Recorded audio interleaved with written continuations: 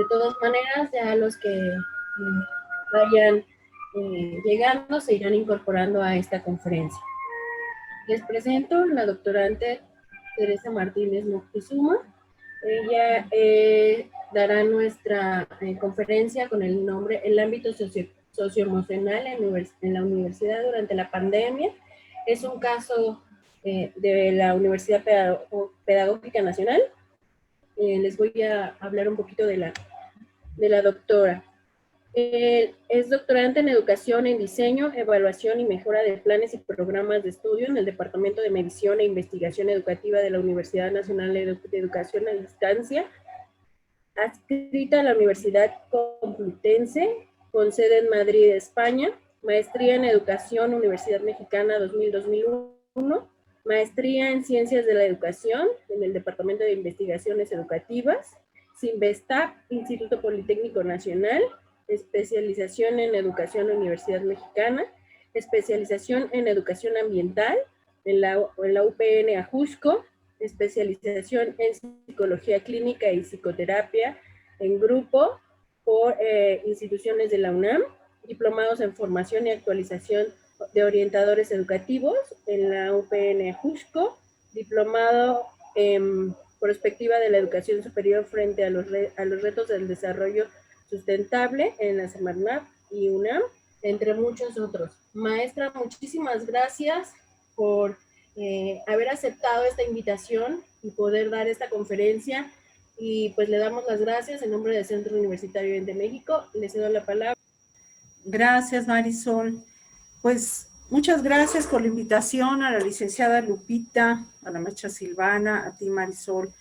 Les voy a decir que ya tengo tiempo trabajando en el COM, lo conozco, y es como estar en casa, como regresar en casa. Yo le decía, ahorita platicando con Mauricio, que los viernes y por la tarde debe ser un viernes social, un viernes con amigos, con conocidos, que disfrutemos la tarde, platicando de lo que hacemos, de lo que nos gustaría hacer. Yo creo que es un buen momento, un buen espacio, y hay la oportunidad de aprovecharlo. Pues yo les voy a decir que conociendo el COM, sé que hay la oportunidad de, sobre todo, compartir lo que son los proyectos de investigación. Esto de lo que les voy a hablar el día de hoy precisamente son los hallazgos de un trabajo de investigación que realizamos el año pasado, a principios de que se generó la pandemia. Nos reunimos un grupo de profesores, de 11 profesores y 2 técnicos de la universidad, de manera muy casual, y esto quiero resaltarlo porque a veces pensamos que el trabajo de investigación es un trabajo tan complicado, ¿no? Que requiere mucha estructura, contexto, presupuesto, y a veces lo que se requiere son más ganas, más interés. De hecho, ahora los investigadores nos llaman indagadores, y se requiere de eso, de un espíritu de indagación, de querer saber sobre algo, y precisamente es donde nosotros nos tenemos que ubicar.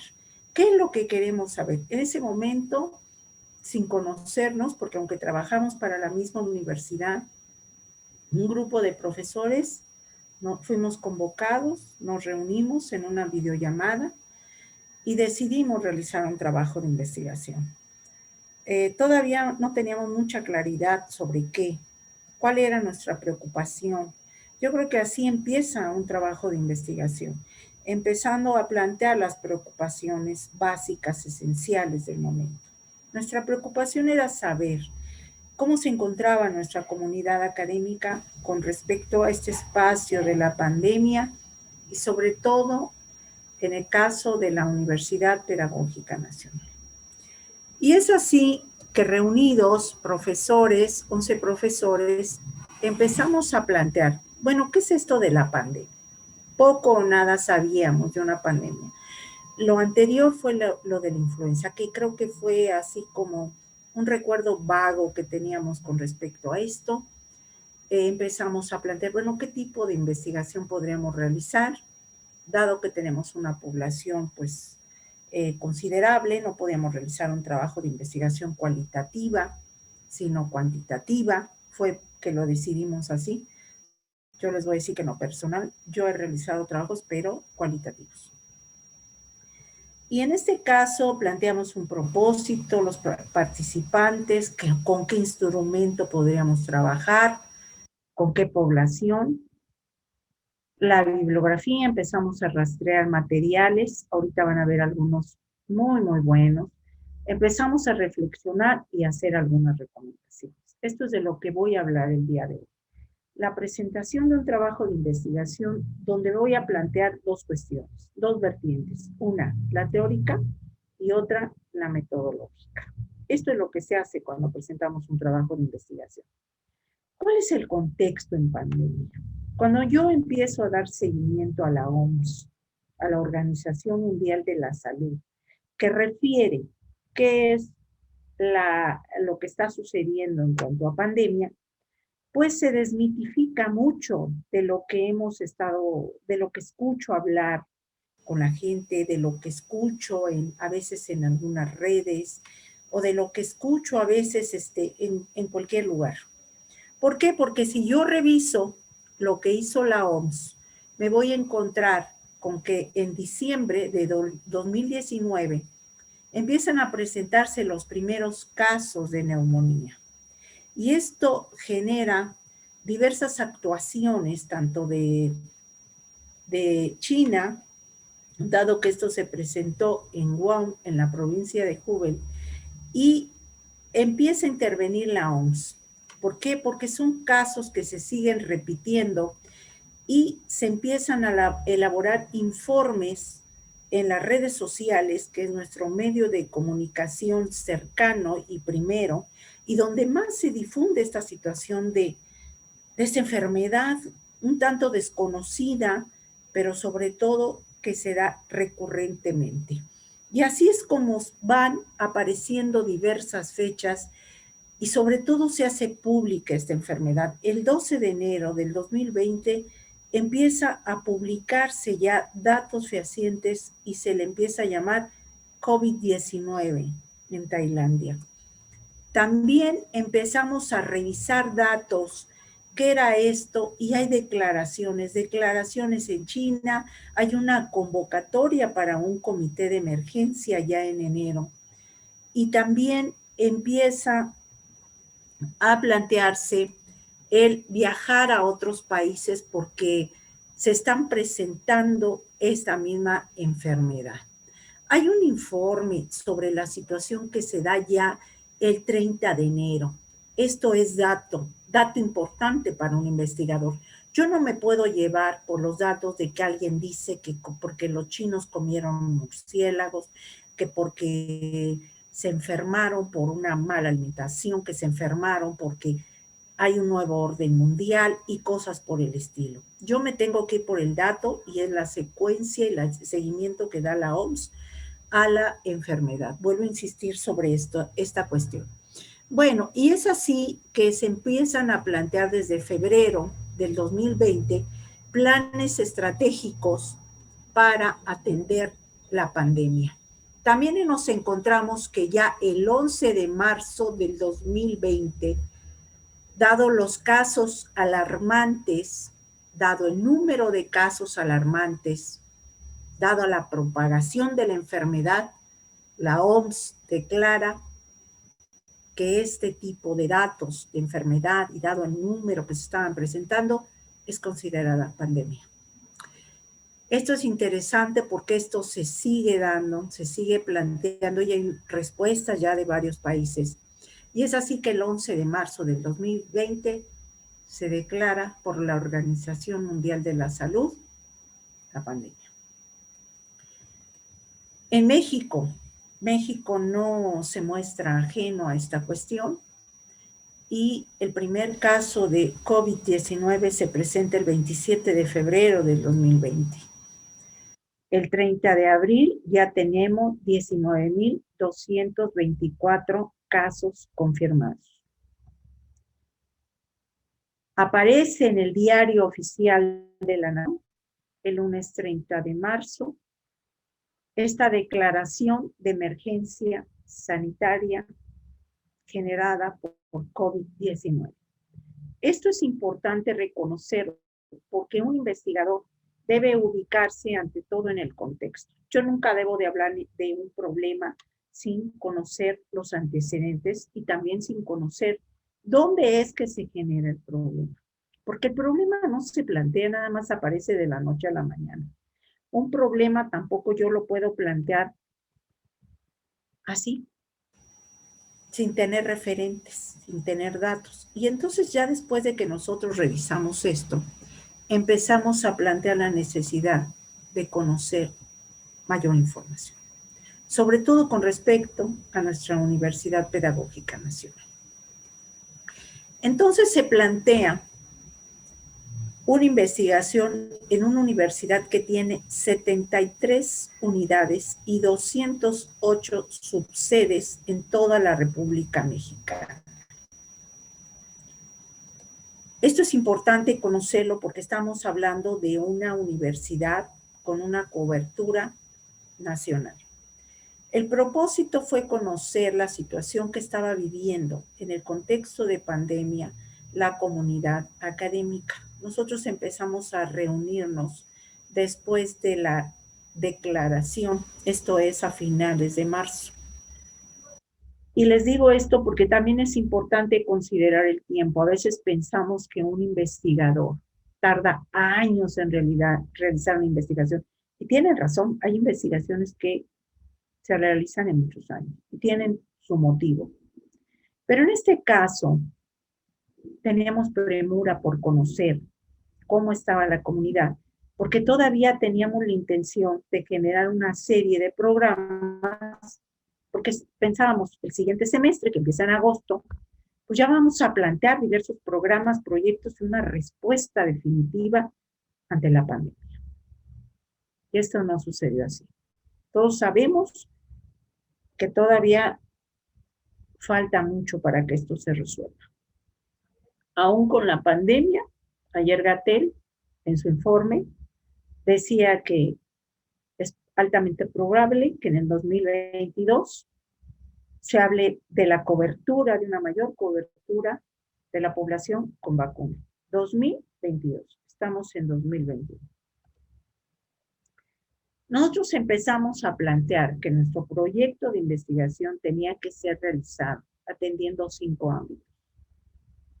También les voy a decir que tiene mucho que ver el perfil y la formación y la experiencia de los investigadores. Había gente de ciencias, como es mi caso. Yo coordino la maestría en ciencias en la Universidad Pedagógica. Sin embargo, de origen soy psicóloga, perdón. Y entonces empecé a plantear esta cuestión de lo socioemocional.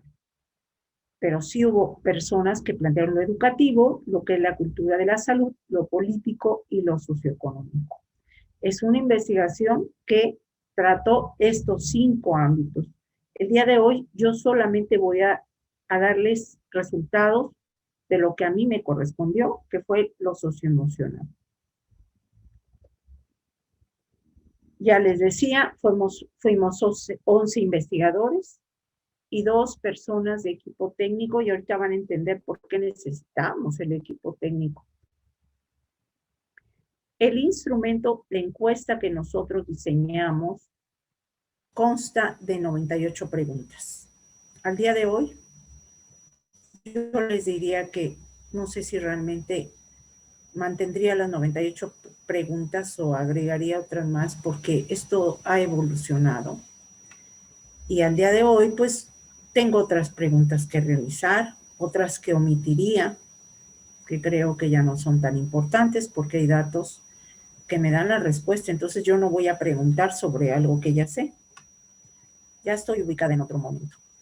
Los reactivos fueron de opciones de respuesta dicotómica, que puede ser sí o no, o respuesta múltiple, sí, no, no sé. Y también nosotros piloteamos el instrumento con 2 grupos de participantes. El instrumento fue respondido en línea. Nosotros lo que hicimos fue cómo hacer llegar el instrumento, la encuesta, a nuestra comunidad académica. y lo que hicimos fue colgar la encuesta, así se dice, colgarla en el portal de la universidad. Nosotros teníamos duda de que la gente estuviera interesada en contestar, porque es una encuesta, es un instrumento largo que implica tiempo, 98 preguntas no es algo breve, y pensamos, vamos a recuperar encuestas y vamos a realizar un trabajo a mucha profundidad, porque vamos a tener pocos instrumentos con respuestas, dado el número de preguntas. Este informe general de la investigación ya la pueden encontrar, todo el informe, en la página de la Universidad Pedagógica Nacional. Aquí están todos los participantes y lo pueden ingresar a www.upn.mx. Van a encontrar en inicio indagatoria COVID-19 y ahí se encuentra el informe final. Son más de 60 páginas porque es un informe breve, ejecutivo, que lo leyeron en la SEP, que lo leyeron autoridades, directivos, y por eso tuvo que ser breve. Un informe ejecutivo, así es. A veces un informe de investigación es mucho más amplio, es obvio, pero para que lo lean los tomadores de decisiones, se elabora un informe ejecutivo. Es el que van a encontrar ahí por si quieren conocer los resultados de los otros ámbitos de investigación. Pues en la muestra, ¿qué creen? Oh, sorpresa, que nos contestaron 1,299 académicos, 5,356 estudiantes universitarios de la pedagógica y 282 trabajadores administrativos al momento del corte. Ahorita a lo mejor ya tenemos más, pero al momento del corte, que esto fue más o menos por abril, teníamos estos cuestionarios contestados. Como ven, realmente nos sorprendió. Todos queríamos hablar de la pandemia y todos queríamos decir qué es lo que nos estaba pasando. Hasta el momento yo no he encontrado una investigación en México con tales datos. Y si la encuentran, avísenme. Porque es difícil aplicar un instrumento y recuperar tanta información. A nosotros mismos nos sorprendió esta respuesta. Y por eso nos sentimos mayormente comprometidos para realizar algo más allá de esta información. La pregunta que nos planteamos dentro del ámbito socioemocional, y qué bueno que la maestra Silvana platicó de esto la semana pasada, las personas que asistieron a esta reunión el viernes pasado, seguramente con la información que tienen, va a ser más comprensible los resultados de esta investigación, porque empezamos a plantearnos qué emociones me generan las situaciones derivadas de la pandemia del COVID-19. No es una pregunta de investigación. Si yo planteo una pregunta de investigación, tiene otro formato. Esta fue una primera pregunta detonante. Cuando yo ya tengo una pregunta detonante, yo empiezo a hacer una revisión bibliográfica y documental. Les voy a decir que generalmente en un proyecto de tesis, en un proyecto de investigación, siempre le damos un cajón o un espacio particular a la revisión teórica y documental. De hecho, en una investigación, insisto, son dos vertientes: la teórica, la conceptual y sobre todo la metodológica. Deben de ser unidas, que suenen igual. Y aquí, haciendo revisión bibliográfica y documental, que esta revisión nunca para. No es cierto que nada más empiezo en un momento y termino en otro, porque esto nunca para. Y ahorita lo van a ver por qué. Empezamos a revisar teoría. ¿Qué nos dice la teoría con respecto a las emociones? Nos dice que hay 3 emociones básicas. Desde Ribot, en 1900, él empieza a plantear que las emociones básicas son estas que estoy yo anotando en negro. Nos dice, son la de miedo, la de ira y la de tristeza. Ante cualquier evento, el sujeto demuestra 3 emociones. Por ejemplo, en el caso de un terremoto. Les voy a decir que también en el primer terremoto, a mí me tocó trabajar, y trabajar a partir de la psicoterapia, estuvimos trabajando, a mí me tocó trabajar con topos y con médicos. Y sí, también se presentaron estas 3 emociones. El miedo, ¿verdad?, a que volviera a aparecer el terremoto. De hecho, al otro día con la réplica, todos estábamos asustadísimos, nos dormíamos en pijamados. De hecho, ni queríamos dormir. ¿Qué tal si aparece otra vez el terremoto? El miedo, la ira, el enojo, qué es lo que está pasando, por qué me sucede a mí esto. Y bueno, y la tristeza. No sé qué va a pasar, a lo mejor me voy a morir, porque por edad soy de los candidatos, ¿verdad? Soy de los que voy en la primera línea. Entonces, empezamos a plantear cuáles son las categorías de acuerdo a la teoría. Entonces, aparecen estas 3 principales, aparece también lo que es la sorpresa, la dependencia, la alegría, la confianza, la soledad social y la violencia. Y empezamos a caracterizar a cada una de estas categorías. Esto lo hicimos a partir de la revisión bibliográfica y documental. Dice, el miedo tiene como características preocupación, ansiedad, incertidumbre, inseguridad, desconfianza, confusión. Y es de ahí donde yo empiezo a plantear las preguntas. Una pregunta, siento miedo, los rumores me confunden. Son precisamente los reactivos de mi encuesta que se generan a partir de las categorías de análisis y de las subcategorías, que son los rangos que sustentan cada categoría. ¿Ok? Este es un principio de investigación. Las categorías, acuérdense que están definidas como constructos teóricos y metodológicos que le dan sustento a mi trabajo de investigación. Y aquí los reactivos deben de ser correspondientes a cada una de las categorías. Y entonces empiezo a plantear cada uno de los reactivos conforme a mis categorías y me resultan 30 reactivos. Un reactivo de sorpresa. Estoy impresionada por la manera en que me he adaptado a las condiciones actuales. Y me siento frustrado por las condiciones actuales. Siento frustración por no poder salir con libertad. Siento enojo por las condiciones. Enojo es una de las subcategorías. La dependencia. Durante esta pandemia me ha dado por consumir alcohol. Fíjense que nosotros, de acuerdo a la literatura, pues es obvio que en una situación caótica, la gente empieza a consumir. Y no precisamente agua ni café. Entonces, pensábamos, pues se incrementó el alcohol, porque eso nos dice la literatura.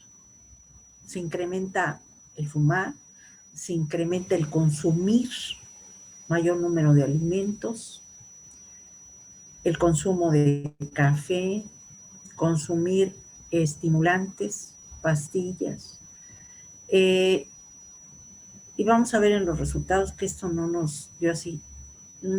Tenemos nosotros nuestras hipótesis, pero sí pensamos que hubo mayor consumo. Y es obvio porque, ¿se acuerdan cuando cerraron y no podíamos consumir ni cerveza, ni alcohol, ni nada? ¿Qué pasó cuando abrieron? Hubo grandes filas, sobre todo en el norte, en los supermercados, para adquirir una caja de cerveza. No nos importó si nos contagiábamos de coronavirus, pero yo quería cerveza. Algo que se prohíbe, lo sabemos los psicólogos, algo que se prohíbe, pues resulta después ser lo más deseado. Y entonces, sí pensamos que hubo mayor consumo, pero no tuvieron la confianza para decirlo. La alegría, estoy feliz por pasar mayor tiempo con mi familia. También las condiciones eso pudieran darnos. Estoy feliz porque ya no tengo que manejar, ya no me tengo que levantar tan temprano. Hoy di clase a las 8 de la mañana, pero ya no me levanté a las 6, me puedo levantar a las 7 de la mañana. Entonces, esto me hace estar feliz porque estoy con mis hijos, porque estoy con mi esposo, porque estoy con mi pareja, porque puedo cocinar en casa, porque puedo comer cosas más ricas. Entonces, he descubierto aspectos también positivos de esta situación. Porque ahora puedo ver, por ejemplo, películas que antes no podía ver, puedo ver espectáculos gratuitos, sobre todo también espectáculos culturales, académicos y gratuitos. Puedo tomar muchísimos cursos, muchos cursos en línea. Puedo aprender idiomas que antes no podía. Puedo aprender a tocar un instrumento que antes no podía hacerlo porque no tenía tiempo y no te podía pagar yo las clases. Bueno, me produce tristeza. El confinamiento me ha generado malestar. Esta situación yo la relaciono mucho también con la violencia, porque todo este tipo de situación nos ha llevado, el confinamiento sobre todo ha generado una enorme violencia dentro de la familia. Si ustedes revisan algunos de los estudios, de los primeros estudios que se hicieron, sobre todo con ratones, o con ratas que los meten en los cajones y los dejan ahí por un buen tiempo, pues terminan comiéndose los ratones unos a otros, y no es por falta de alimento, es simplemente por el hecho de mantenerse hacinados, y en algunos casos, pues así estamos, porque antes nuestra casa era el dormitorio más grande, ¿verdad? Porque salíamos muy temprano, llegábamos por la noche después de estudiar, de trabajar, de todas nuestras actividades, pero ya vernos diario, ya a todas horas, compartir el baño todos los días, el escritorio, pues ya, de hecho, toda la casa es escritorio y toda la casa son oficinas y toda la casa es un lugar de trabajo, ¿verdad? Y todos compartimos la cafetera y todos compartimos el pan y la sal y todo, y no es lo mismo de vez en cuando a estar diariamente ahí. Y les voy a decir que también tiene mucho que ver con los espacios, yo les decía, y tiene que ver con los espacios de tiempo. A mí lo que me ha pasado es que cuando doy clases, yo escucho que, por ejemplo, está el alumno, el estudiante conectado desde la mesa del comedor, pero en la mesa del comedor está la papá, la mamá, los hermanos, a veces están desayunando, están comiendo, dependiendo de la hora. Y eso se vuelve muy interesante, porque están comentando a veces la clase, lo que yo estoy diciendo. Y a veces el papá le dice al estudiante, oye, pregúntale tal cosa. Oye, ¿por qué la psicóloga dice tal cosa? Oye, no le entendí. Y esto me parece muy importante porque la proyección de una clase escolar o la universidad ahora sí tiene proyección hasta en la casa, ¿no? Hasta el ámbito familiar. Es un buen motivo para realizar una investigación, ¿eh? Ahí se los dejo de tarea por alguien que no sepa qué realizar de trabajo de investigación, de tesis o algo. Es bien importante cómo esta proyección de la universidad hasta las casas y las familias. Les digo por los comentarios. Es más, un alumno me decía, oiga, maestra, fíjese que mi mamá me dice que qué buenos consejos nos da, porque yo les decía que aprovecharan el tiempo, sobre todo para aprender idiomas y aprender alguna actividad extra. Bueno, entonces tienen que ver estas categorías, ¿ok? Con 30 reactivos, generados a partir de las categorías y de las subcategorías. La revisión bibliográfica y documental. Fíjense que esto es bien interesante.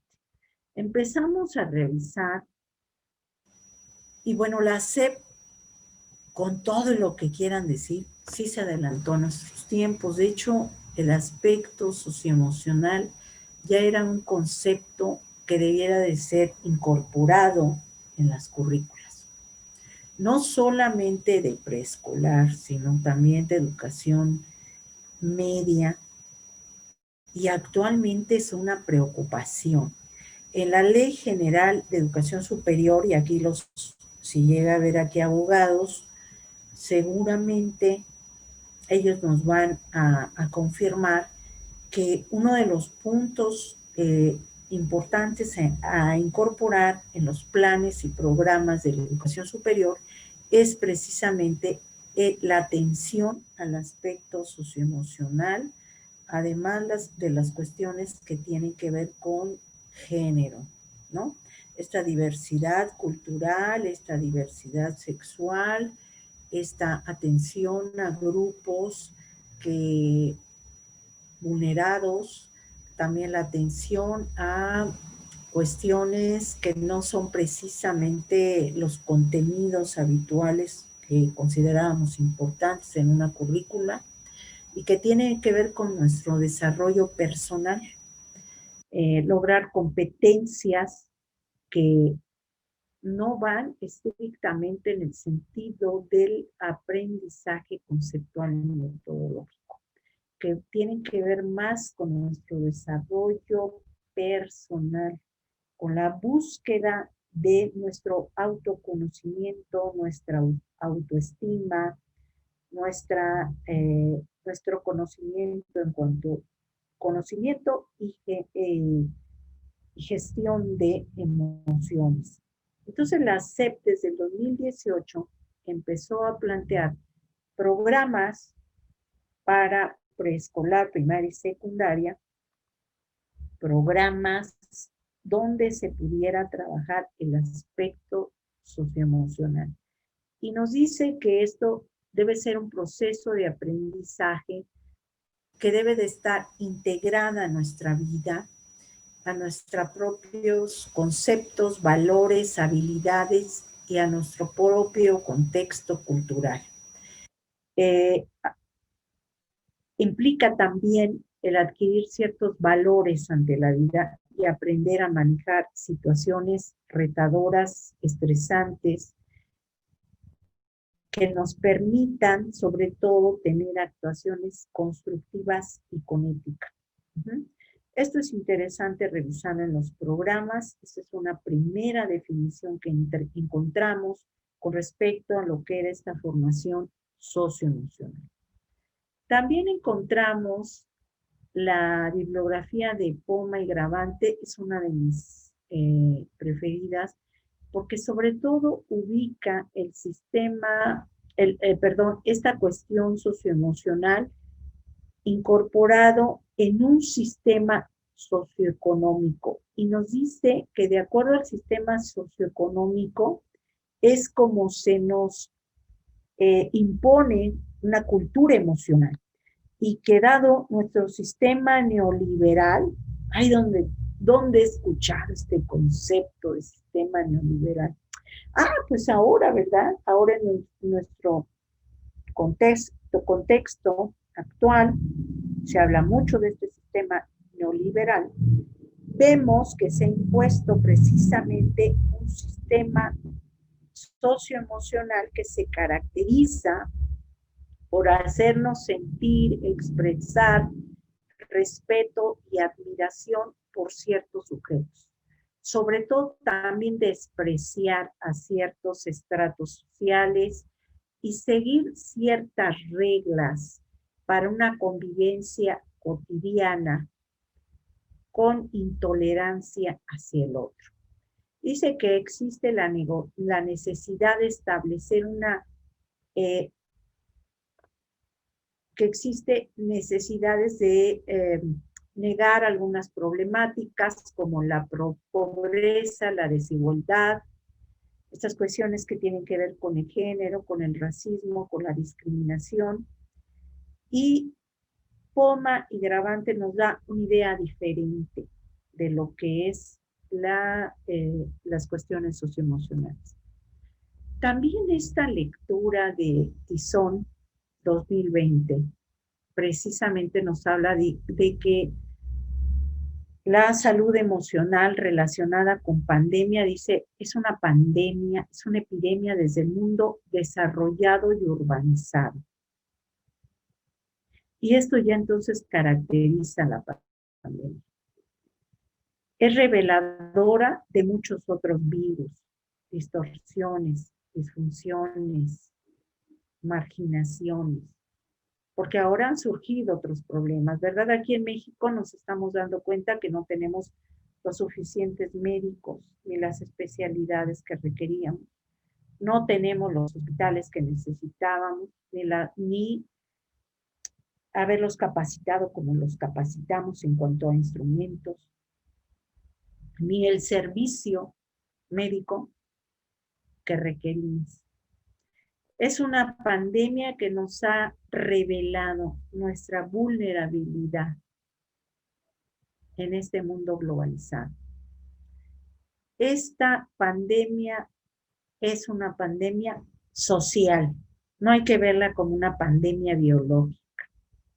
¿Por qué? Porque ataca generalmente a grupos de un estrato socioeconómico bajo. Inicialmente se pensó que era una pandemia pues que iba a repercutir en la salud, pero no pensamos que también iba a repercutir en la salud emocional. Yo quiero que busquen el dato de cuántas personas se han suicidado a partir de la pandemia. Y es impresionante el incremento que se ha dado en el caso de niños y jóvenes. Es una pandemia de la emocionalidad compartida. Es una pandemia potencialmente integradora. Fíjense que esto nos ha permitido también crear nuevos grupos que a lo mejor no lo habíamos considerado como esto que nos integró a nosotros como investigador. Si a lo mejor la universidad hubiera dicho, a ver, ustedes realicen este trabajo de investigación, no lo hubiéramos hecho. Aquí había un motivo para integrarnos, y esto es interesante porque ese trabajo que se realizó como investigación fue un trabajo colectivo, colegiado y convocado por un interés genuino de los investigadores. Entonces, esta pandemia tiene sus lados buenos. Es una pandemia integradora y globalizadora. ¿Por qué? Porque nos ha hecho voltear a ver otros países, otras condiciones, otras personas que no tienen la misma cultura, que no tenían la misma condición. Ayer la declaración de la presidenta de Alemania, de la dirigente de Alemania es interesante, decía, ya no muestren afecto, ya no muestren afecto entre sus parejas. Esto sería inconcebible aquí en México, imagínense nosotros que somos tan apapachadores, ¿no? Que nos digan que no vamos a demostrar afectos, cariño. Y ahora entendemos mucho más por qué decíamos, ay, esos alemanes tan secos, ¿verdad? Esos europeos que no quieren demostrar sus afectos. Pues ahora los entendemos un poco más porque ellos sí han vivido algunas otras situaciones en pandemia. Otros no lo habíamos vivido así. Ellos sí. Y esto explica un poco también la actitud y la conducta que han tenido, ¿no? Fíjense que no podemos dejar de lado en un trabajo de investigación las instituciones. Tenemos aquí la declaración de la UNESCO, también en el 2020. Es interesante, porque dice que más de 1,000 millones de estudiantes han tenido las consecuencias por el cierre de establecimientos educativos. En México se han cerrado muchos centros, sobre todo privados, por esta cuestión. Tiene que ver mucho por la cuestión, sobre todo económica. Y muchos de los jóvenes del mundo han tenido esta oportunidad de continuar estudiando. Algunos han tenido que movilizarse de su lugar de origen, han tenido que, regresar a su lugar de origen, y por lo mismo pues están perdiendo la oportunidad de continuar estudiando.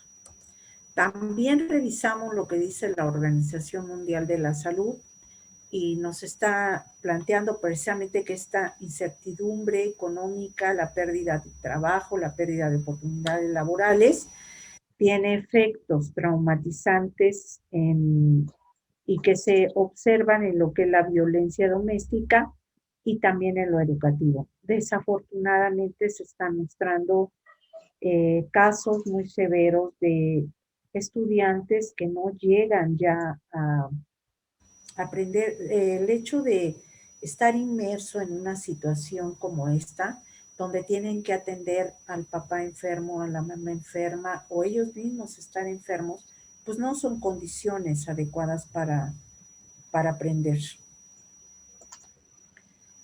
Murillo, también 2020, nos habla precisamente de este costo emocional que está teniendo en los estudiantes la pandemia, sobre todo porque les está mostrando un futuro, una realidad que es inestable, incierta y efímera. Yo aquí quisiera resaltar la cuestión de que de por sí los estudiantes viven emociones efímeras, emociones líquidas, le llaman, ¿verdad? Relaciones líquidas y efímeras. No por algo son generaciones de cristal, y el costo que se está viviendo actualmente va a tener que medirse. En la posteridad vamos a tener papás con situaciones de emoción inestable. ¿Cómo serán los hijos de sus papás? Las condiciones de vida tan drásticas, ¿verdad? Sobre todo en cuanto a los cambios drásticos y repentinos debido a la pandemia, también afectan a los jóvenes. El aislamiento es importante para aplanar la curva. Y vamos a ver, de acuerdo a las estadísticas, hay empatía por este aislamiento social. Sin embargo, va a haber repercusiones en cuanto al aspecto socioemocional. Encontramos un trabajo, también así, muy calientito, del 2020, donde se aplicaron 855 cuestionarios en la República Mexicana a sujetos de 14 a 90 años. Y este reporte nos habla de dos afectos básicos que se ven como a subrayar dentro de esta situación de pandemia, que es la desconfianza y que es la ira. Son dos elementos que a lo mejor no habíamos nosotros considerado y que son importantes a recuperar en otro trabajo de investigación. Tenemos el trabajo de Vera del 2019, donde dice que los estudiantes universitarios, con respecto a las relaciones armónicas con su familia, son importantes. Esto ya lo hemos visto en otros estudios. Nuestros mejores estudiantes son aquellos que tienen una buena relación familiar. De hecho, hay un texto de tutoría que lo sacó la NUYES en el 2012, cuando sacó el programa de tutoría universitaria, y que nos decía que lo más importante para que un alumno sea destacado y se sostenga dentro de la universidad, que no se encuentre en riesgo de desertar de la universidad, es que tenga un contexto familiar de apoyo. Y sobre todo, si es que no vive en familia, que tenga una pareja que le dé apoyo. Por eso las relaciones de amistad y compañerismo son muy importantes en este momento en el contexto escolar. La amistad, la confianza y el respeto entre los estudiantes. Claro que también entre los profesores, ¿verdad? Pero bueno, en este caso estamos hablando de los estudiantes universitarios. Se hizo un sondeo en redes entre el 23 y 30 de marzo en Argentina, Brasil, Colombia, Chile y Perú. Y nuevamente aparece Este sondeo se hizo en las redes, es interesante lo que ahora podemos hacer en las redes, y de ahí se hizo el sondeo en Facebook, Instagram, blogs, y se obtuvo como resultado que la ira y la desconfianza son las dos situaciones socioemocionales que se están presentando en la pandemia. Esto es importante porque lo podemos recuperar para después generar programas de atención a los estudiantes en las universidades. Stop. Alto. Tururú. ¿Por qué lo digo? Porque vamos a detenernos aquí en esta presentación y les voy a pedir que vayamos a los datos. Quiero que veamos estos datos que les voy a presentar, que ya es dato duro. Vamos a quitar tanto la presentación y les voy a presentar este informe. El informe que nosotros presentamos con dato duro, ¿se alcanza a ver bien? ¿Sí? Voy a tratar de ser un poquito más grande. Ajá, bueno. En cuanto a miedo, ¿cuál fue la respuesta que nos dieron los estudiantes? Obviamente, fíjense que no es muy, no hay mucha diferencia, pero es un dato a considerar. El miedo sí se expresa, miedo ante la pandemia.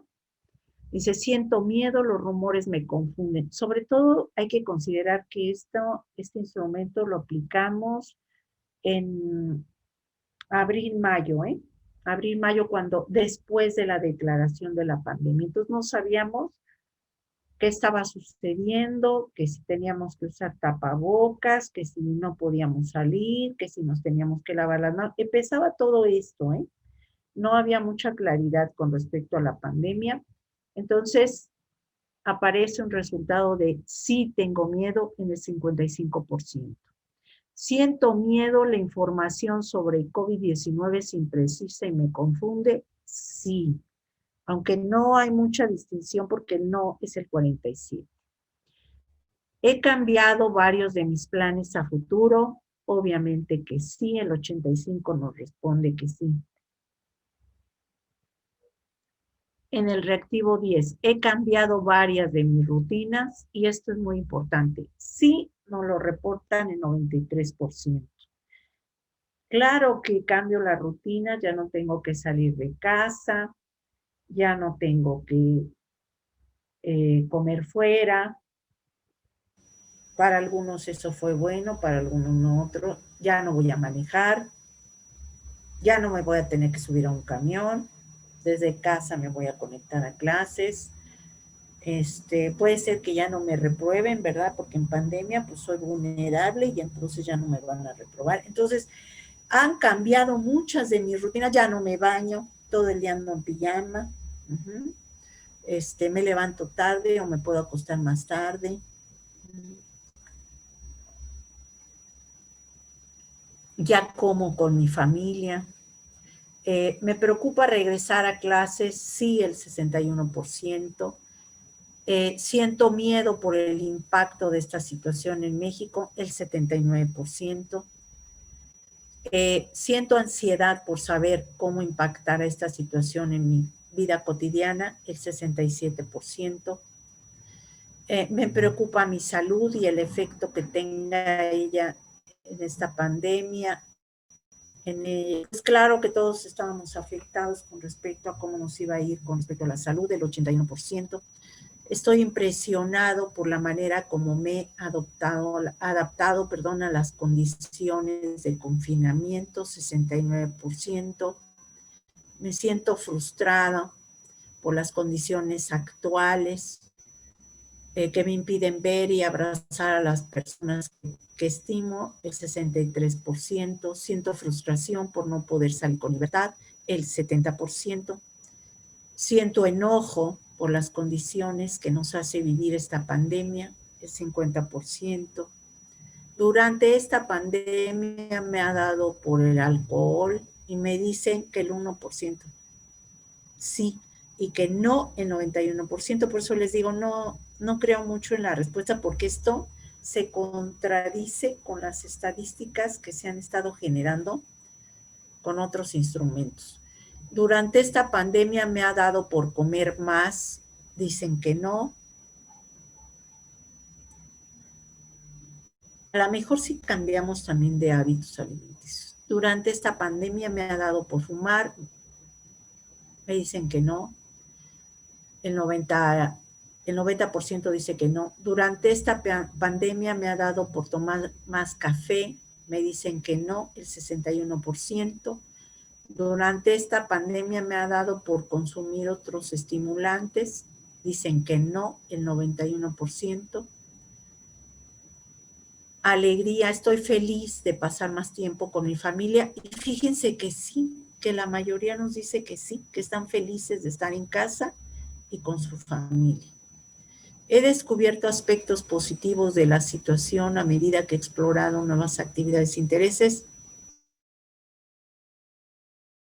Pandemia, tristeza, el confinamiento ha generado malestar con mi pareja. Sí, un 14%, aunque la pandemia ha distanciado a las parejas, y eso también habría que considerarlo.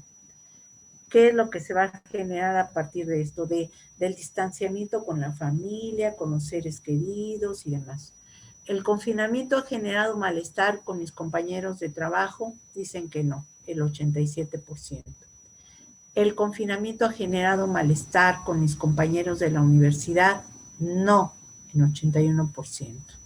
Pero ¿qué está pasando con este 16%, casi 17%?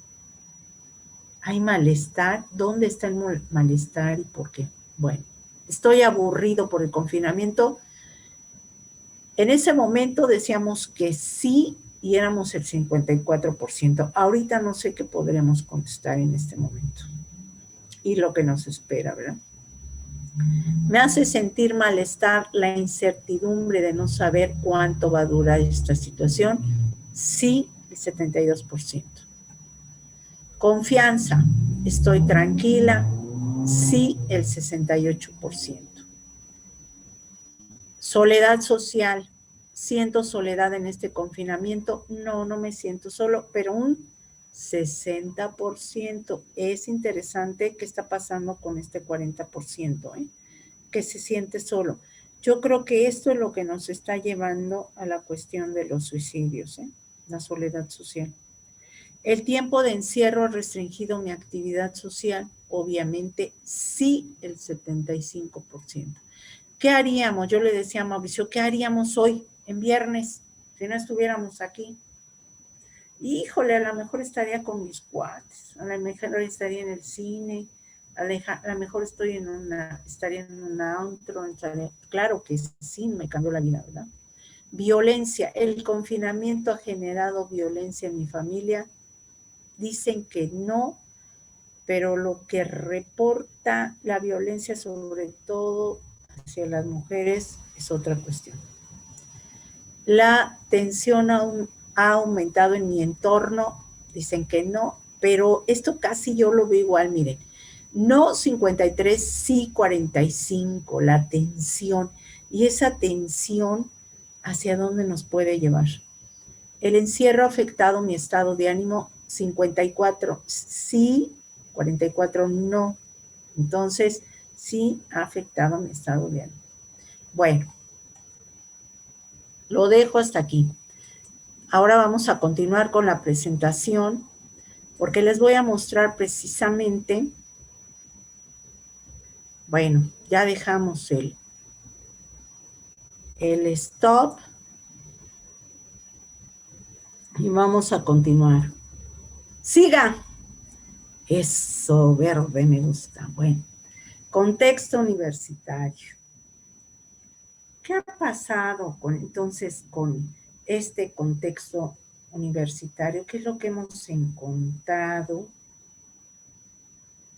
Pues hemos encontrado, de acuerdo a la literatura, pero no a los datos, que hay problemas. Perdón, voy a tomar un poco de agua. que hay problemas, de acuerdo a los datos que nos dan, con relaciones adictivas, tóxicas, dependencias, consumos. Hay situaciones extraordinarias en los estudiantes, pero siguen apareciendo tres conceptos que son importantes a considerar. Se reafirma esta cuestión de miedo, tristeza e ira.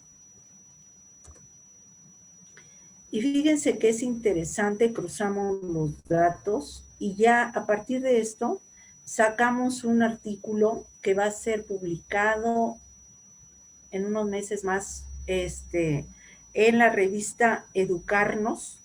Se los voy a hacer llegar porque ya empezamos a cruzar estos tres aspectos. ¿Qué es lo que sucede cuando un sujeto en pandemia empieza a demostrar miedo, tristeza e ira? Algunas reflexiones. Bueno, aquí les voy a decir que en este primer acercamiento a los datos, sobre todo en un escenario social, en confinamiento, existe incertidumbre hacia el futuro. Y los que somos psicólogos, los profesores, sabemos en general que los sujetos nos movemos con propósitos. Y si no los tenemos, nos los debemos de plantear. Un sujeto teniendo propósitos y metas orienta su vida hacia eso. Y si no los tiene, pues entonces no sabe hacia dónde ir. Y sucede como en el libro de Alicia en el País de las Maravillas, ¿verdad? Que Alicia persigue y persigue al conejo y no sabe hacia dónde va. Pues así un sujeto, si no tiene claro su futuro, no sabe hacia dónde ir. Y entonces esto conlleva una situación sobre todo de frustración y de tensión en los sujetos, porque no tengo claro mi futuro.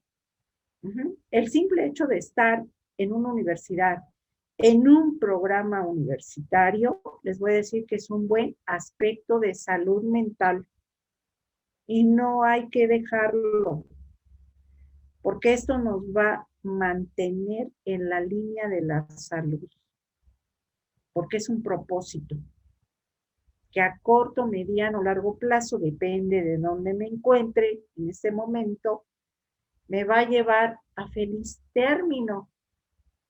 Porque eso de estar en mi casa en confinamiento y no hacer nada, pues sí es grave, ¿no? Porque no me plantea ningún futuro, ninguna certeza. Un contexto en esta naturaleza de pandemia crea distanciamiento social e incertidumbre que no es favorable para el aprendizaje. Por eso les decía, y también, bueno, aunado a carencia sobre todo de conectividad y espacio, pues no me favorece para el aprendizaje, para mi desarrollo profesional. Entonces, yo tengo también que crearme un contexto adecuado para el aprendizaje y rodearme de personas que me echen porras y que me apoyen, de esa red social que me apoye para el aprendizaje. Siempre es mejor tener que no tener. Y tener familia, tener una pareja, tener a alguien que siempre nos esté preguntando, oye, ¿ya comiste? Oye, ¿ya hiciste la tarea? ¿Ya te conectaste a la clase? Es mejor que no tener nada. Es deseable sostener e incrementar el reconocimiento personal con respecto a nuestro potencial. Nosotros debemos de tener claro precisamente cuáles son nuestras condiciones, sobre todo qué es lo bueno de nosotros. Cuando decimos qué es lo bueno de los demás, lo reconocemos de manera inmediata.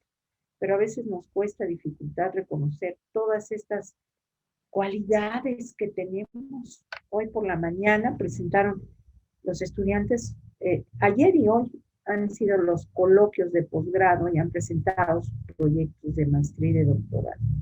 Y vieran qué estudiantes, con qué cualidades, tan maravillosas para el aprendizaje. Seguramente lo hay aquí mismo en esta universidad, y a lo mejor no nos hemos dado cuenta. Y eso es algo que nosotros tenemos que reconocer. Nosotros mismos, qué condiciones y qué cualidades tenemos para el aprendizaje. Dice, habría que estar alerta a las posibles consecuencias emocionales que tiene el confinamiento. Hay que dar seguimiento, profesores, directivos, a todas las conductas que van presentando los estudiantes. Yo les voy a decir que en esta pandemia hay alumnos que me mandan mensajitos a las 11, 12 de la noche. Hay algunos colegas que nos molestamos porque nos invaden nuestra privacidad, y tienen razón, pero en este momento nuestros estudiantes están requiriendo atención y cuando no la tienen dentro de casa, nosotros nos volvemos su mejor aliado. Nos están buscando porque nos necesitan y yo creo que están esperando una respuesta de nosotros. Entonces hay que darle seguimiento a los estudiantes. Nos mandan cartas. Hay Diego, un estudiante, me mandó una carta tremenda ahí explicando cómo se sentía dentro de la pandemia y lo que iba a hacer. Bueno, le cambié el nombre, ¿verdad? Para no decir el nombre de la persona. Se me ocurrió Diego. Pero pude haberle puesto Pedro o Juan. Esto es importante, el contacto que están estableciendo los estudiantes con nosotros es un contacto que va más allá de lo académico y que rebasa la situación que hubiera sido en un salón de clases. Es muy diferente. ¿Qué recomendaciones podríamos hacer? Bueno, la educación socioemocional, les digo, va a tener que ser considerada un aspecto importante dentro de una comunidad académica universitaria, no solamente en el caso de estudiantes universitarios, también en el caso de toda la comunidad académica.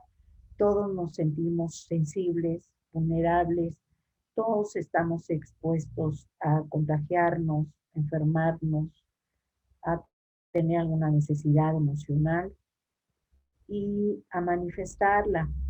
Entonces, pues todos somos oídos de todos y todos somos receptores de todos. Y aquí es donde la educación socioemocional debe ser considerada para toda la comunidad académica. Incorporar la educación socioemocional en los diseños curriculares. Esto ya es aparece en la Ley de Educación Superior, pero sí lo tendríamos que hacer por el momento ya de manera inmediata en las actividades cotidianas en las instituciones, determinar cuáles son las competencias socioemocionales que requerimos, el autoconocimiento, el autocontrol, la gestión de emociones, la adaptación, la ayuda mutua, la colaboración, la escucha.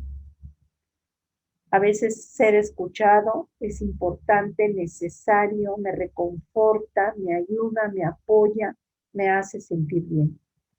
Formar al profesorado en educación socioemocional. Yo sé que muchos colegas me van a decir, oh, además de lo que tengo que hacer la planeación, los exámenes, todavía me tengo que formar. Yo creo que esto nos va a ser de gran utilidad para manejar las situaciones que estamos viviendo en los espacios escolares, también las vivencias con nuestros estudiantes. Sé que somos profesores ya de tiempo completo y repleto, que en cualquier momento nos comunicamos, pero también yo creo que hay que considerar que tenemos esta fortuna de que nuestros alumnos sobre todo nos tengan confianza, ¿no? De que se acerquen a nosotros para solicitar ese apoyo, de sentirnos distinguidos por esta cuestión.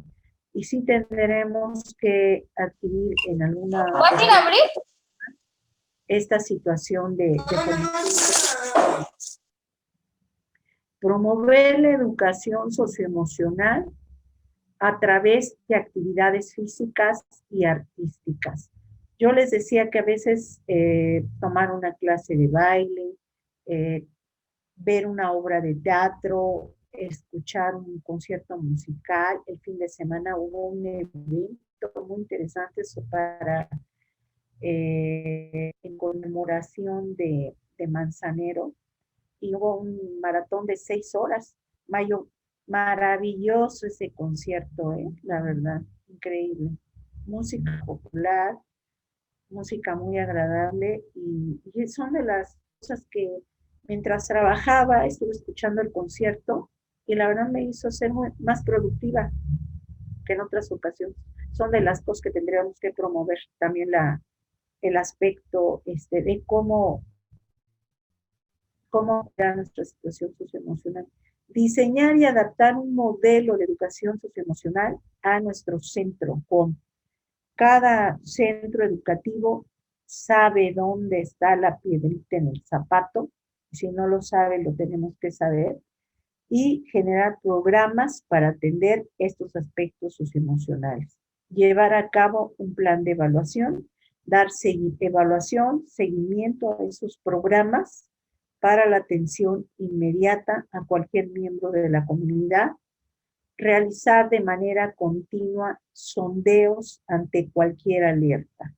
El hecho de que un estudiante, el hecho de que algún profesor, alguien de la comunidad se sintiera vulnerado por la pérdida de algún familiar, o por estar enfermo, o por sentirse en peligro, es importante reconocerlo y atenderlo en su momento. Otras de las recomendaciones ya las había hecho llegar la maestra Silvana, dice el bienestar y el bien vivir. Les voy a decir que en Europa hace como 10 años se trabajaba el concepto de calidad de vida. Actualmente este es el concepto que se vive. Hace poco todavía se hablaba mucho de la felicidad. La escuela debe ser un centro donde se debe de recrear la felicidad, crear felicidad, que el alumno llegue y sea feliz. Hoy en día, estos son los conceptos, el bienestar y el bien vivir. Todo lo que haga yo, todo lo que me proponga, lo que me sugiera, debe de estar encaminado a estas dos metas. Tener presente la fatiga provocada por la hipervigilancia, lavarme las manos frecuentemente, no salir, no tocar nada, no abrazar, no respirar, no. Hoy, por ejemplo, en el coloquio, como les digo que yo coordino la maestría en ciencias, trabajo con físicos, químicos, biólogos, y nos decían que es bueno mantenernos en todo momento con el tapabocas. A veces decimos, no, pues estoy en la calle y pues de aquí a 1 kilómetro no hay nadie a la derecha, nadie a la izquierda, nadie por delante, nadie por detrás. Aún así, deberíamos de traer tapabocas, dice, porque las gotículas están en el ambiente. Entonces, esta hipervigilancia hace que entremos en estrés. Estrés a veces no decimos, no, pues no me siento estresado, pero la fatiga es un signo de estrés. El autocuidado físico, la buena alimentación. ¿Quiénes de nosotros hemos cambiado la alimentación? Es decir, que ya me convertí, ya soy ovo-lácteo vegetariano y me siento mucho mejor. Ya no consumo carne. No sé, a lo mejor algunos otros ya también cambiaron su alimentación. Y eso es importante, reconocer que tenemos que llevar una dieta específica para mantenernos sanos. Un paseo corto, una caminata, hacer ejercicio y mantener este apoyo social, familiar o entre los amigos. Onofre, les voy a decir que es bien interesante. Cuando empezó la pandemia, 2 instituciones de educación superior empezaron a sacar programas de atención a la pandemia para sus estudiantes. El primer programa muy bonito fue el del TEC de Monterrey. Y el segundo, el segundo fue el de la Ibero también, muy buenos programas. Si en algún momento quieren ver algo más sobre qué hacer con los estudiantes en pandemia, ellos tienen programas ya muy desarrollados al respecto. A mí me encantó la idea de que lo hicieron de manera inmediata. Apenas aparece la pandemia y, ay, no, y vamos a trabajar de esta manera, y luego se organizaron. Se organizó la comunidad académica y todo eso. Habla muy bien de las instituciones, la verdad. Bueno, recomienda, recupere este del TEC de Monterrey porque dice que recomienda racional exposición a noticias. Dice, entre menos noticias desagradables veamos mejor, porque a veces eso nos estresa mucho. Establecer y respetar rutinas saludables. Sobre todo cuestiones que parece ser que no tienen importancia, pero son importantes. Todos los días levantarme a cierta hora y dormirme a cierta hora, tomar alimentos, porque en este desorden de la vida cotidiana, pues a veces nos dejamos llevar por el desorden y dicen, ya no estudié, ya no hice la tarea, ya no cumplí. Y no, yo creo que hay que mantener esa rutina. Entonces los profesores tenemos que solicitar en los estudiantes ese programa diario para ir cumpliendo tareas. Las tareas son recordatorios de que estamos aquí, más que abrumarlos de las grandes cantidades de tareas, sino nada más pequeños recordatorios de que siguen estando en la universidad. Hacer ejercicio, apoyar en casa, en labores domésticas, esto es muy importante, ¿eh? Necesario, nos ubica en tiempo y espacio las labores domésticas. Mantener la mente ocupada, aprendiendo idiomas, actividades y demás. Ellos dicen, hay que hacer tierra. ¿Cómo es eso de hacer tierra? Dice, cuando te sientas muy abrumado, estresado, dice, identifica con tu vista 5 objetos. Toca 4 texturas. Reconoce 3 sonidos. Identifica 2 olores. Concéntrate en un solo olor. Esto lo estoy diciendo porque sí hay propuestas ya para trabajar con los universitarios. Y entonces, ¿qué tendríamos que hacer con respecto a las emociones? Porque pues hacer una investigación y luego, ¿cómo vamos a atender a los estudiantes? También hay que pensar que los estudiantes universitarios, ¿verdad? Pues se van a generar desde la formación inicial y es importante ver, entonces, cómo tendríamos que formar hoy a un niño o a un adolescente pensando que pudieran vivir en el futuro otra pandemia. Dice, pensar en que vivan en el aquí y ahora, animarles a hacer cosas que los hagan felices, hacerlos que conecten corazón, cuerpo y cerebro, cultivando su mundo interior, sobre todo desarrollar lo que es la inteligencia emocional, persistir y conseguir retos diarios, dar soluciones creativas, que se resuelvan problemas, no que hagan problemas, sino que resuelvan problemas. Ya ven que una persona inteligente, creativa es aquella que resuelve problemas y que no crea problemas. Analizar lo que escuchan, ven y sobre todo plantearse preguntas. Eso es muy bueno. Eso es de gente inteligente, plantear preguntas siempre. Desarrollar habilidades socioemocionales, interpersonales, la resiliencia, como ya hablaba la maestra Silvana la sesión pasada, la autorregulación, la autoestima.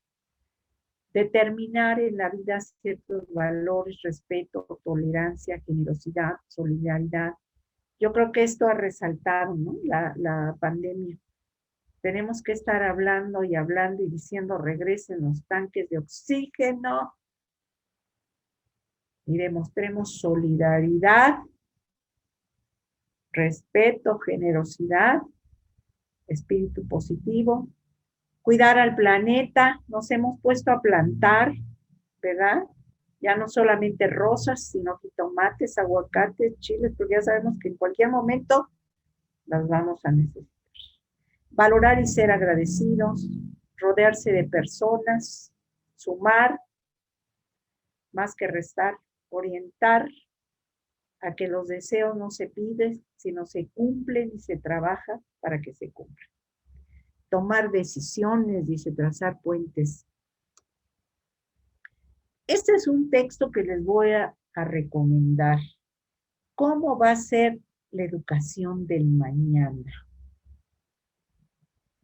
¿Por qué? Porque nos va a hacer reflexionar a los profesores, a los estudiantes, qué necesitamos aprender. Este texto lo estuve revisando, es de hoy, está calientito, de la Organización de Estados Iberoamericanos, y plantea sobre todo dos cuestiones importantes. Cómo formar al sujeto del mañana para que pueda gestionar adecuadamente las condiciones socioemocionales. Y dice, hay dos aspectos. Uno, sobre todo, que sepa manejar las redes, que sepa manejar adecuadamente. La tecnología, el uso de la tecnología es esencial y lo estamos viendo actualmente, ¿no?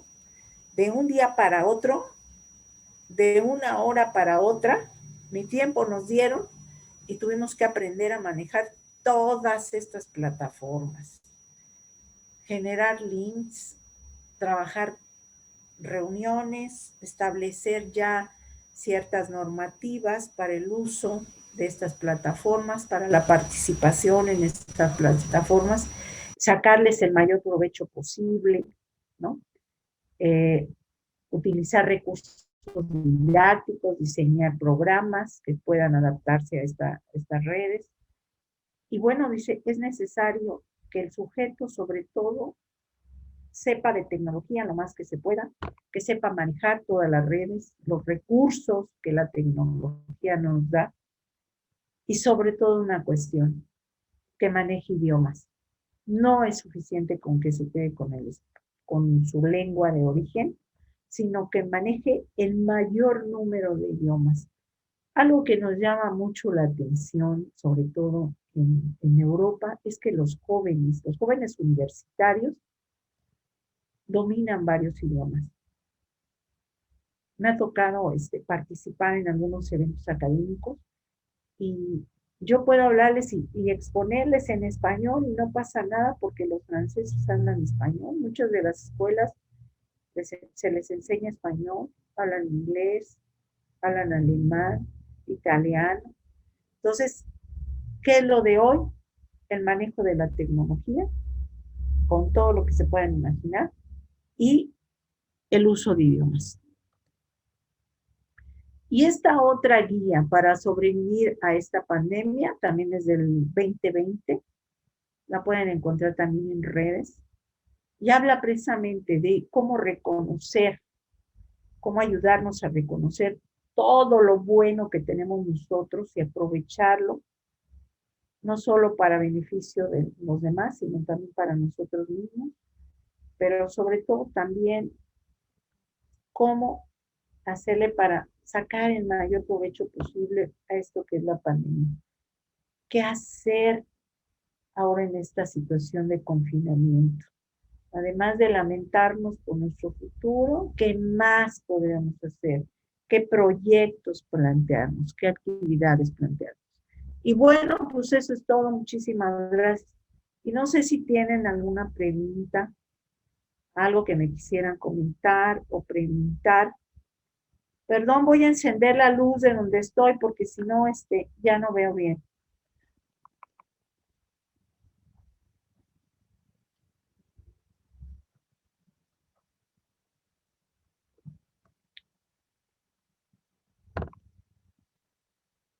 Pues soy toda oídos. No sé si haya dudas, preguntas, si alguien quisiera participar. Hola, Tere. Me da mucho gusto. Soy Silvana Frías. Sí, Silvana. Me encanta que estés con nosotros. Yo te admiro mucho. Eres una gran investigadora y realmente ahorita el que compartas con nosotros estos resultados que están calientitos, ¿verdad? Es algo que se agradece infinitamente, Tere. Y ahí un poquito el cuestionamiento que me surge, ¿verdad? O más bien la correlación relación o en cuanto a lo que hablamos de inteligencia emocional. Creo que ahora con esta situación de pandemia, pues vamos a tener que los profesores desarrollar estrategias para generar esta inteligencia emocional en nuestros alumnos y no solamente entre nuestros alumnos, sino también entre nosotros como colegas. ¿Cómo qué estrategias tú consideras, aparte de las que ya nos has comentado, pero para desarrollar esa inteligencia emocional? Porque ahorita, ¿qué encontramos? Yo encontré al iniciarse esta pandemia, unos alumnos tan diferentes a los que yo tenía presencialmente, ¿no? Al ingresar a trabajar en línea, encontré con unos alumnos tan necesitados de afecto, tan cariñosos, tan cálidos, que realmente siento que como docente me fueron transformando a generarme yo también de igualmente más cálida, más afectiva, y que eso pues me ha hecho sentir muy bien. Yo creo que efectivamente necesitamos trabajar con ellos en cuanto a lo que es inteligencia emocional, empatía, que lo hemos venido trabajando, como docentes en jóvenes universitarios, ¿cómo podríamos hacerle, Tere? Mira, yo creo que aquí, yo sí quisiera comentarles la experiencia que tuve también. Coincido contigo, Silvana, los estudiantes ya no son los mismos. ¿Mm? A mí me pasó, yo sí entré en un estado de depresión y los alumnos fueron quienes me rescataron. Yo les digo porque emocionalmente ellos estaban muy preocupados en continuar con sus clases y me empezaron a llamar y me empezaron a buscar, maestra, regrese a las clases, maestra, y eso me hizo levantarme de la cama. Y es muy interesante cómo a veces pensamos que nosotros los vamos a apoyar y yo creo que en este momento ha sido un apoyo mutuo. Esa es la inteligencia emocional, pensar que no solamente nosotros vamos a apoyar a los estudiantes, sino que también los estudiantes nos están dando muchísimo, como tú bien dices, nos están demostrando todo ese afecto que a lo mejor no nos mostraban en ningún otro espacio o en ningún otro momento. El que me llamen puede ser molesto, por algo, ¿verdad? A las 11, 12 de la noche, pero me están compartiendo de que están en el hospital y que están acompañando a algún enfermo. También me comparten que hoy no se sienten bien, que no se han podido levantar de la cama. Eso es un signo. Fíjate, he recibido también mensajes donde me dice un alumno, maestra, estoy en el psiquiátrico porque anoche atenté contra mi vida. O sea, realmente es doloroso, es trágico. A lo mejor en una situación que pareciera normal, un alumno no te lo dice, simplemente desaparece y vuelve a aparecer en algún otro momento o ya no vuelve a aparecer. Pero ahorita no, y el compartir con esto, y también les voy a decir, yo creo que como profesores tenemos que, por eso, mantenernos en comunicación. Ellos también nos están dando sentido a nuestra vida. ¿Qué pasaría si ellos no estuvieran ahí? A mí me encanta conectarme, me hacen reír, me plantean chistes, comentarios, cosas que a veces, chuscas, que pasan a veces también en las videollamadas. Hoy estábamos les decía, en la presentación de los proyectos y en posgrado es una situación muy formal. Eh, se habla con nuestras mejores palabras y en las mejores condiciones y se manejan tiempos y no sé qué, y de repente la plataforma me sacó y me dio mucha risa, en lugar de preocuparme me dio risa, ¿no? De cómo me sacó de la plataforma del espacio. Ya regresé y todo el mundo muerto de risa porque dice que se vio como que se cerró la imagen. Entonces, ese tipo de detalles son de los que vamos viviendo cotidianamente y yo creo que van de alguna manera recreando esta inteligencia emocional, ver la vida de otra manera, tomar otra actitud, ¿no? Yo siento que ahorita estamos aprendiendo situaciones, hemos tenido otros conocimientos que ni siquiera nos los hemos planteado, ¿no? Que mis alumnos o yo misma he tenido que aprender a, a bajar de la red muchos materiales para poderlos compartir, porque los libros los tengo y los tengo en el cubículo. Yo no he regresado desde marzo del año pasado a mi oficina. Eso para mí también es un duelo, ¿eh?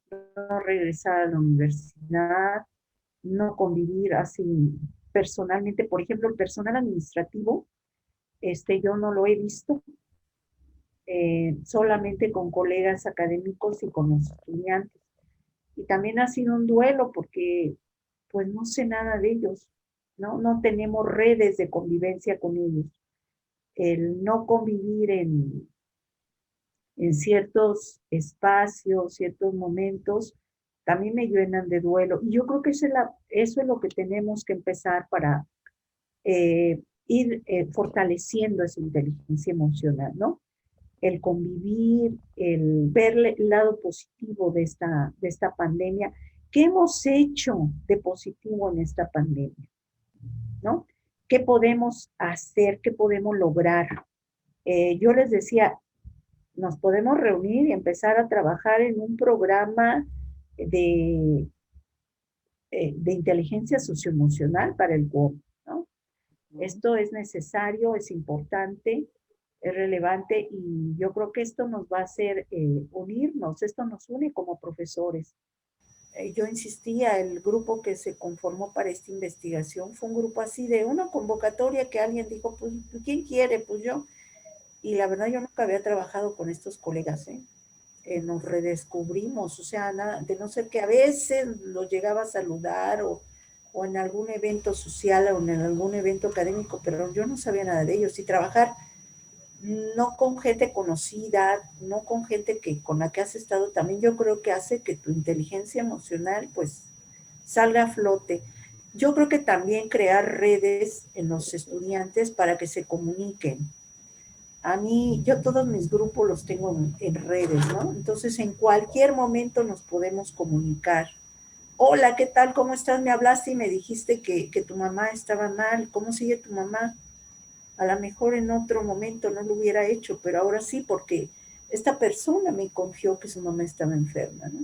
Y le dedico un tiempo, no les voy a decir que le dedico 2 horas, 3 horas, pero yo creo que hay otra convivencia muy diferente con los estudiantes. Tienes razón, Silvana. Los estudiantes son diferentes, pero nosotros también tenemos que estar acorde a esa diferencia, a este contexto, a la necesidad de ser escuchados en todo momento.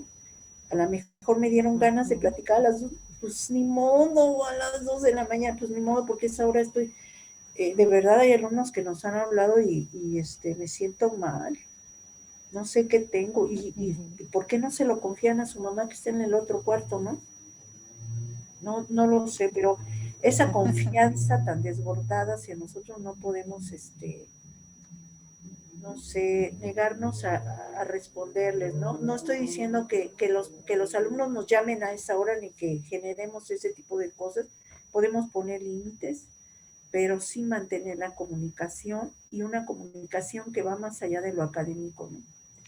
Claro. En principio yo creo que tendríamos que en todas las redes, hacer redes de comunicación para mantenernos informados cómo estamos, cómo nos sentimos como comunidad académica y también esto, que reconocer que es lo bueno de nosotros. Yo creo que eso lo hemos dejado olvidado, ¿no? Yo ahora redescubrí mi trabajo de investigación. Vean cómo lo hicimos en tan corto tiempo. En junio entregamos el informe, empezamos en fines de marzo y en junio entregamos el reporte para nosotros final, ¿no? Y de ahí hemos generado ya otros productos académicos. De esta vaca pueden salir muchos productos, leche, queso, mantequilla, pero también pueden generar otros proyectos de investigación, ¿eh? Y por eso me gusta compartirlo, porque a lo mejor alguien de aquí se va a interesar y decir, oye, pues tendremos que trabajar para conocer cómo está la comunidad, ¿no? Claro. O algo por el estilo, ¿no? ¿Cómo estamos nosotros? Sí. Sí, sí, Tere, muchísimas gracias. No sabes, sí tengo alumnos, hoy en la mañana platicaba yo con ellos, ahorita algunos están aquí acompañándonos, pedagogía sobre todo y psicología, y la verdad, con mucha hambre de investigación, Tere. Entonces, la verdad, eso me encantó y por eso, pues sí, agradezco infinitamente compartir con nosotros todo esto. Muchas gracias. Sí, pues cuando guste, Silvana, no sé si alguien más quisiera compartir algo, platicar algo. Yo con todo gusto, cuando se llegar esta, les digo, pueden entrar a la página de la www.upn.mx y ahí entran el informe para que vean los otros aspectos. Yo nada más les presenté yo lo trabajé con una doctora, la doctora Mónica García, fuimos los que entregamos todo lo que tiene que ver con el aspecto socioemocional. Les voy a decir que este instrumento lo quieren aplicar al Politécnico Nacional. Como tenemos convenio con el Poli y el año pasado establecimos ya un convenio formal, es altamente probable que el mismo instrumento se aplique en el Politécnico y lo veamos también en la página principal del Poli y ahí se aplique, porque queremos también ver cómo está la comunidad del Poli. Ellos han diseñado instrumentos, han rastreado, pero en menor número y en aspectos muy específicos. Esta encuesta, les digo, lo valioso de esta encuesta es el número de respuestas que tuvimos, que fueron más de 5,000 estudiantes, casi 6,000, y otra que fue rastreado con estudiantes de toda la República Mexicana. Y lo valioso también de esto es que pues fueron 98 reactivos, perdón, porque es difícil que alguien conteste una encuesta de esta naturaleza. Quien ha hecho cuestionarios, entrevistas, sabe que es difícil sentar a una persona y hacerle tantas preguntas. Y eso fue lo valioso. Al día de hoy les digo que seguimos sacando otras publicaciones y es altamente probable que pudiéramos cambiar, a lo mejor pensar, alguien me decía, bueno, hacer ahora un trabajo a profundidad a través de narrativas, que los estudiantes nos narren el confinamiento, cómo lo han vivido, qué experiencias han tenido. Estos trabajos, por ejemplo, que son de tipo cualitativo, son trabajos a profundidad y que también nos describen situaciones, contextos, personas y que también nos generan hallazgos para la toma de decisiones. Entonces, les digo, en eso estamos, porque también tenemos el compromiso de elaborar ahorita otro documento. Y bueno, vamos a ver qué decidimos con respecto a los trabajos de investigación, pero sí se va a seguir generando investigación y sobre todo también generar toma de decisiones, ¿no? ¿Qué tendríamos que hacer de programas? Porque sí, ya nos piden, bueno, ¿y ahora qué? No vamos a regresar, pero sin embargo sí se tiene que atender a los estudiantes. Aún en estas condiciones y con esta infraestructura de videollamadas, ver cómo podríamos generar programas de atención a los estudiantes. Maestra, un poquito fuera de contexto en esta situación, pero ¿en la pedagógica manejan alguna fecha de regreso? No, no, vamos a continuar así. No hay fecha de regreso. De hecho, hoy precisamente cuando estamos con el coloquio, les voy a comentar algo.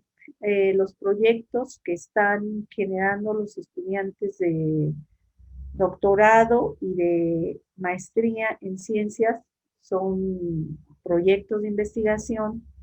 Dos de ellos que presentaron el día de hoy con respecto al COVID. Por ejemplo, preguntar a los niños de educación primaria qué entienden, ¿no? Por el COVID, sobre todo que es para ellos esto de la pandemia.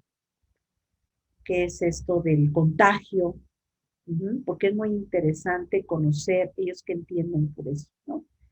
Y recuperar toda esta experiencia. Pero todos los proyectos, fueron ya como 10 proyectos de investigación que se están generando ahorita, todos plantean trabajo de campo. Y ahorita en este momento ya nos estamos planteando los profesores que pues no se va a poder realizar trabajo de campo. Entonces, ¿hacia dónde vamos a revirar estos trabajos de investigación? Y también cómo vamos a dar continuidad, dar seguimiento a los proyectos. Los proyectos deben de continuar porque son estudiantes becados por CONACYT. Tienen presupuesto CONACYT, entonces sí hay que pensar en cómo los podremos revirar, pero no vamos a regresar, Marisol, y no creo que regresemos este año. Cuando menos los proyectos de investigación van a tener que cambiar. Entonces, ¿también lo vislumbra para el año 2022? Lo que pasa es que con lo que dijo Gatell ayer y con los resultados que hemos estado viendo en otros países, en otros países también ha habido rebrotes, no ha habido control, no hay suficientes vacunas. Y Gatell ayer lo que hablaba precisamente era eso, que es probable que en el 2022 la mayor parte de la población esté vacunada. Nosotros no podemos regresar, aunque yo estuviera vacunada, yo como profesor, no puedo regresar si mis alumnos no están vacunados. Y como van por edad, pues a lo mejor yo voy a ser de las primeras, pero mis alumnos no.